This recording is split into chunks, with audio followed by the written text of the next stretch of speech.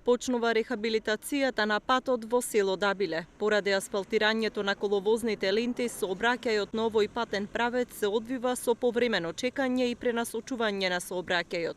На овој пат неодамна се реконструираше и мостот на влезот во селото, поради што се создаваат долги колони и нервозни возачи, кои реагираа дека се создаваат гужви и големи доцнења поради градежните работи.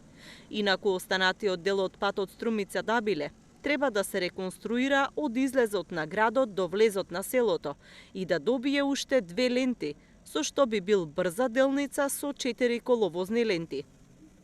Овој дел од патот ќе го гради компанијата Жикол, а вредноста на договорот со Македонија пат изнесува околу 3 милиони и 80 илјади евра.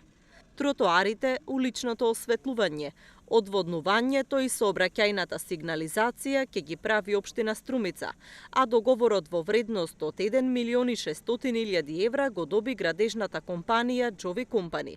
Целата реконструкција на овој пат ќе чини близу 5 милиони евра.